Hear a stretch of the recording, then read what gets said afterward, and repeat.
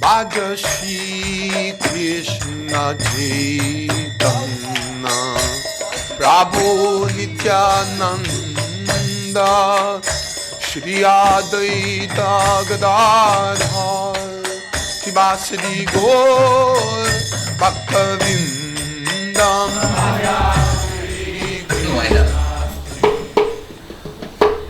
This is the beat that we learned from Prabhupada. I was telling them that Prabhupada made a tape teaching the drum, Hridayanda. So I was saying in those days there was no book distribution. So just all day we'd go out and do Harinam and sell incense to save the world. Because only in the age of Kali, only by buying incense.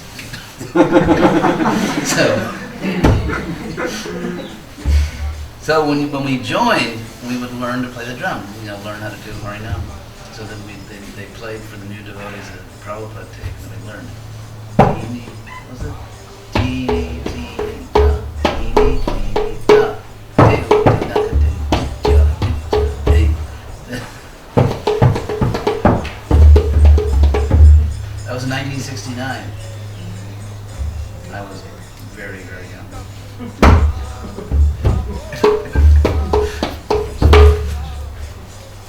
But I used to do Harinam for hours every day playing the drum. Where was it? Berkeley. Berkeley? The Harinam superstar in those days was Vishnu Jana. You heard of Vishnu Jana? No one could do Harinam like him. He was sort of a combination of, I don't know, just a great kirtan leader and James Dean.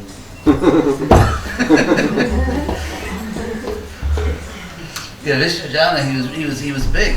Vishnu Jana, he was actually really big. He was like about 6'3". I don't know meters what that is, but he was really big.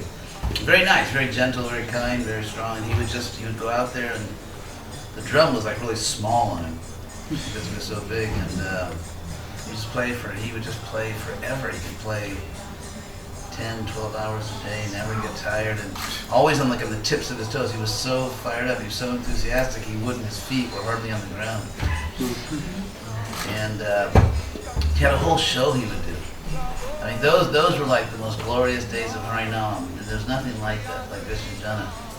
He would start out, he'd play the drum, he'd stand up and he would say, Srila Prabhupada ki jai, and he would say, Narada Muni ki jai. He would just go down the list of all the saints, all the acharyas, and he would just get everyone so fired up. And yeah, there's nothing like Vishnu Jana. It's kirtan. How would people react?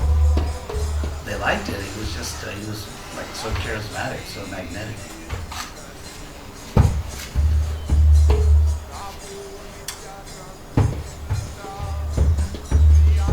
He was also, he wrote all these beautiful melodies, he would do theater, he was very talented.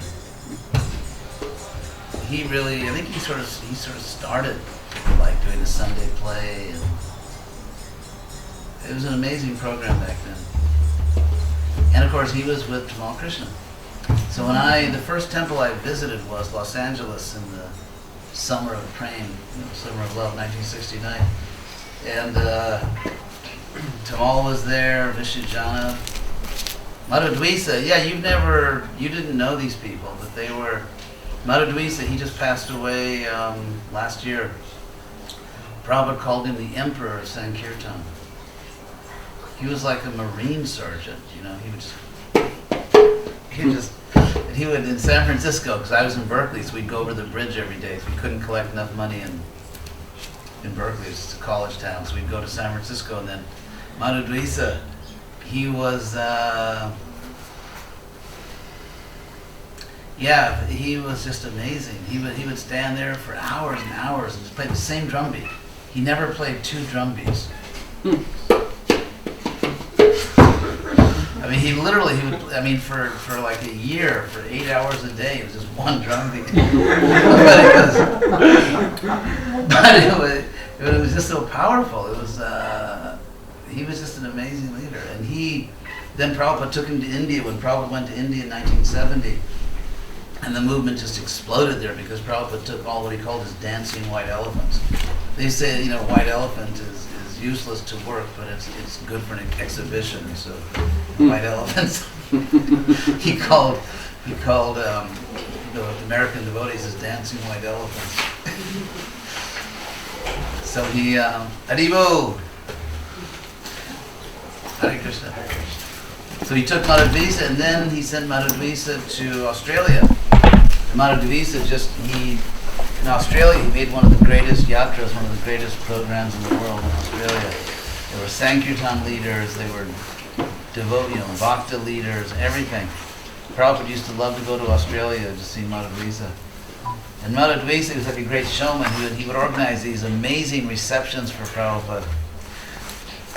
And there's actually one YouTube video. He was tough. He was Madhudvisa. He was from Boston, like Boston Irish. They're kind of born fighting. They kind of fight their way out of their mother and womb. and so you can see this on. There's one film you can see YouTube where there's a big auditorium in Australia, and Prabhupada's giving a lecture. So someone asks a question, kind of rude, a little offensive to Prabhupada. So Madhudvisa took the microphone, actually, because Prabhupada was thinking, what's going on? So Madhudvisa took the microphone, and he said that we should not be like dogs and cats. This is philosophy. We should discuss respectfully. He said, otherwise we can step outside. He really meant it.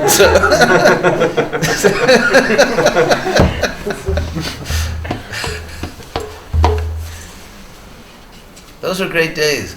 I think though it was just such a beautiful time back then because Prabhupada, before 1970, Prabhupada really had he lived in the West and he was based in the West. And it really was a Western Hare Krishna movement. Of course, obviously India is a very special place and most pious place, and that there's millions and millions of souls there who love Krishna, but back then, Prabhupada really lived in the West, and he was just really focused on the Western mission, and it was just an amazing time. So, after all that divine nostalgia, we have a program, right? Right. Yep. As they say, you have to sing for your supper. To go to work.